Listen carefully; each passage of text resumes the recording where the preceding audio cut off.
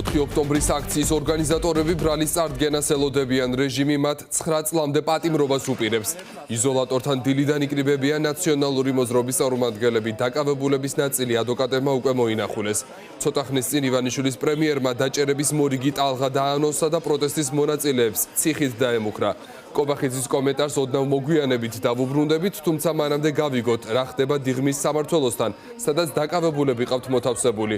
ადგილზე ჩემი კოლეგა ნუცა ბახუტაშვილი მუშაობს, ნუცა გისმენთ.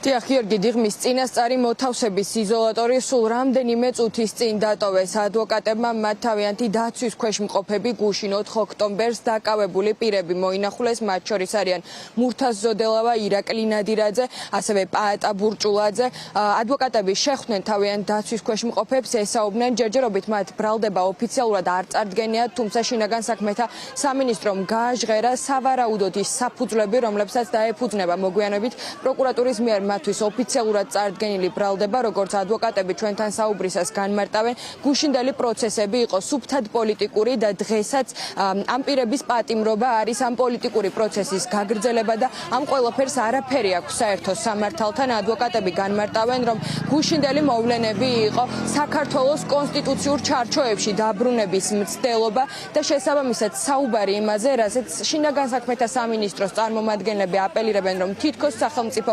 ხელისუფლების ძალადობრივად დამხობა მიმდინარეობდა, არის აბსურდული და აღნიშნული ბრალდებაც, რომელსაც მოგვიანებით წარუდგენენ დაკავებულებს, იქნება აბსურდული. ადვოკატები ამბობენ იმასაც, რომ ქართულ ოცნებას თავად აქვს მიტაცებული ხელისუფლება, მათ აქვს ლეგიტიმაციის პრობლემა, შესაბამისად ვერ იქნებოდა შესაძლებელი ხელისუფლების დამხობა მით უფრო ძალადობრივი გზით. დამატებით კომენტარს იმასთან დაკავშირებით, მოგვიანებით დაეთანხმებიან თუ არა წარდგენილ ბრალდებას არაკეთებენ ადვოკატები, ამბობენ იმას, რომ ხნედ გრძნობენ თავს დაკავებულები და ამბობენ იმასაც, რომ ისინი ბრძოლას გააგრძელებენ, მათ შორის საპატიმროდანაც. საქართველოში ხელისუფლება მიტაცებულია, უზურპირებულია და ჩვენ ყოველდღიურად ვხედავთ ძალადობას ქართულ მოქალაქეებზე, ძალადობას აქტივისტებზე, პოლიტიკოსებზე, ცემას, თავდასხმებს. ჩვენ ვხედავთ რამდენი ათეული პოლიტპატიმარი გვყავს და ასე შემდეგ. შესაბამისად ამ რეჟიმისადმი წინააღმდეგობა ეს არ არის საქართველოს კონსტიტუციის და საქართველოს კანონმდებლობის დარღვევა. პირიქით, ეს არის მცდელობა საქართველოს კანონმდებლობის, საქართველოს კონსტიტუციის ფარგლებში დასაბრუნებლად. ავტორიტარული რეჟიმი მის დამხობის ბრალდებით გასამართლება მისთვის არის პატივი. პირველ რიგში მას უნდა ძალიან დიდი მადლობა გადაუხადოთ საზოგადოების იმ აქტიურ ნაწილს, იმ 100,000-ობით მოქალაქეს, რომელიც გუშინ რუსთაველის გამზირზე იყო. მადლობა გადაუხადოს იმ მილიონობით ადამიანს, რომელიც გულშემატკივრებს ამ პროცესს და ეწინააღმდეგება ქართული ოცნების მიტაცებულ რეჟიმს და მიტაცებულ ძალაუფლებას. რაც შეეხება ბრალდებას, მორიგი პოლიტიკური შოუ, რომელსაც თავაზობს ქართული ოცნება, რა თქმა უნდა დავეთანხმები ირაკლის და სასაცილოა საუბრობდეთ დამხობაზე ხელისუფლების, რომელმაც ეს ძალაუფლება თავად მოიპოვა დანაშაულებრივი გზით. დილიდან დიღმის წინასწარი მოთავსების იზოლატორთან იკრიბებიან ერთიანი ნაციონალური მოძრაობის წევრების, რომლებიც დაკავებულები არიან თანაგუნდელები, მათი შეფასებით და განცხადებით.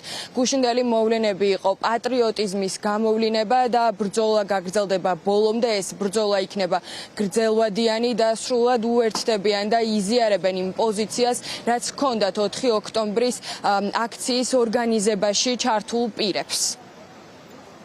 არავისგან არავისზე თითის გაშვერის დრო ნამდვილად არ არის რა და ვერც ერთი და ვერც 10 ადამიანი ჩვენ ბედს ვერ გადაწყვეტს. ჩვენ თუ გვინდა რომ ერთმა ადამიანმა, ან 10 ადამიანმა, ან 5 ადამიანმა გადაწყვიტოს ჩვენი ბედი, ჩვენ გვაქვს ეს გარემოება უკვე ქვეყანაში. ამიტომ ის რომ გუშინ ბევრი ხალხი იყო იქ, მე დარწმუნებული ვიყავი რომ ბევრი ხალხი იქნებოდა.